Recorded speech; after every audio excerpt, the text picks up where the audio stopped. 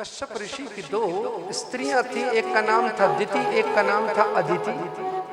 दिति के दैत्य और अदिति के आदित्य देवता आपस में महाराज ये बड़े लड़ते रहते हैं। इन दोनों में झगड़ा समाप्त करने के लिए भगवान ने समुद्र मंथन कराया। कहा ये समुद्र मंथन क्या है? कहा समुद्र मंथन यही मनोमंथन है। जैसे समुद्र मंथन प्रारंभ हुआ तो हलाहल नाम का वृक्ष निकला। कहा कि जीवन में याद करें, जब भी भगवान के भक्त बनेंगे तो पहले वृक्ष निकलेगा।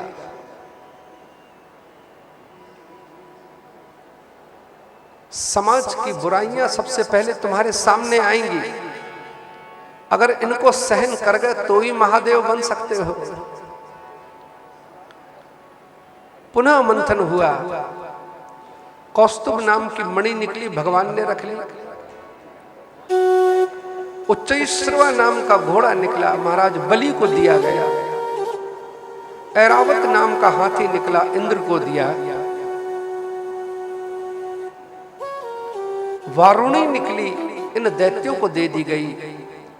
कल्प वृक्ष निकला, स्वर्ग में भेज दिया गया। सुरभि गौ निकली।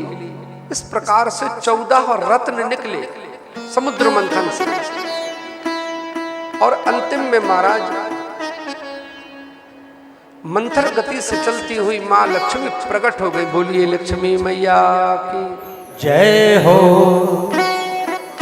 अब सब के सब लक्ष्मी मैया को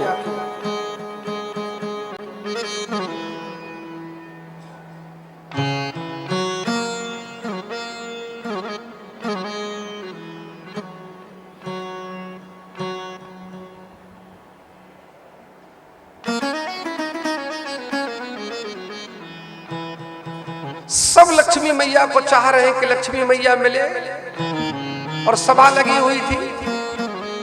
और जैसे ही महाराज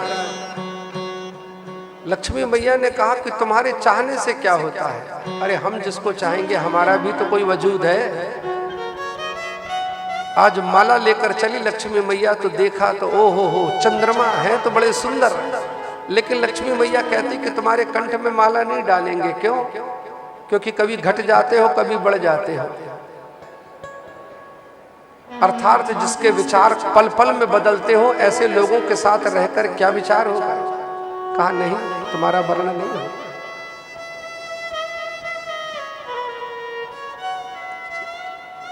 एक तो कुर्सी ला दो। आचार्य कहते हैं आगे बड़े महाराज तो दुर्वासा जी बैठे हुए थे।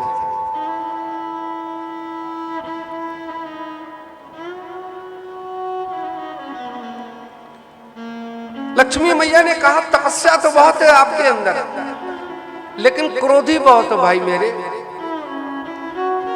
क्रोधी व्यक्ति के पास कभी लक्ष्मी नहीं जाती, याद रखना।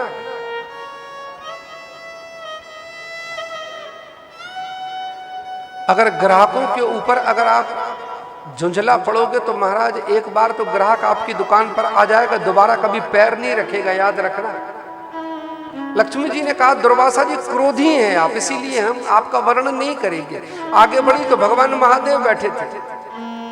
महादेव जी आपको भी लक्ष्मी चाहिए, आप बिल्कुल ठीक हैं, संसार के मालिक हैं, लेकिन रूप विन्यास ठीक नहीं है। संसार में चलने के लिए महाराज कुछ क्वालिटी, कुछ पर्सनालिटी होना चाहिए। अगर आप दुकान खोल के बैठे हैं, शोरूम खोल के बैठे हैं, 10-20 किस्म की माला डाल के बैठेंगे, 10-20 किस्म के तिलक चंदन लगा के बैठेंगे तो ग्राहक समझेगा महाराज ये व्यापारी कम तांत्रिक ज्यादा लग रहा है। आज तो आ गए इसकी दुकान पर, दोबारा कभी नहीं आएंगे। लक्ष्मी मैया नहीं जाती वहां पर। यूं सबको रिजेक्ट करती हुई लक्ष्मी मैया आगे बढ़ी। भगवान नारायण बैठे हुए थे सिर नीचे करके। लक्ष्मी मैया कहती है कि मैं इनको वर्ण करना चाहती हूं, ये मुझे नहीं चाहते। जीवन में याद रखें, जो नारायण को चाहता है लक्ष्मी उनके पीछे घूमती है। जो लक्ष्मी को चाहता है लक्ष्मी उसे कभी नहीं मिलती। लक्ष्मी के तुम दास हो सकते हो, लक्ष्मी पति नहीं हो सकते हो। लक्ष्मी का पति तो एकमात्र नारायण था, है और रहेगा।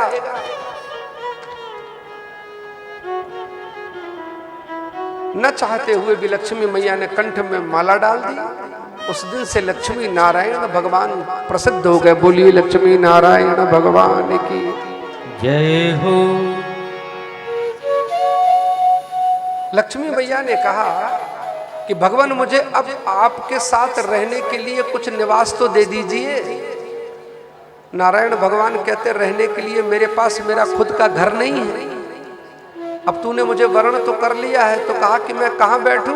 तो नारायण भगवान ने कहा कि तू मेरी छाती पे बैठ जा। लक्ष्मी मैया 3 रूपों में प्रकट होकर छाती पे बैठ गई, भूदेवी, नीला देवी और श्री देवी। भगवान नारायण जब चलते हैं तो सिर झुका के चलते हैं, तो महाराज भूदेवी ने हाथ लगा दिया कि प्रभु सामने देखिए। बाएं की तरफ देखते हैं तो गाल में हाथ लगा दिया। नीला देवी ने कहा सामने देखिए। जब महाराज दाएं देखा तो श्री देवी ने हाथ लगा दिया, कहा प्रभु सामने देखिए। नारायण कहते कि भाई मैं सुधरा हुआ आदमी हूं, सिर नीचे करके जाता, सिर नीचे करके वापस आता हूं।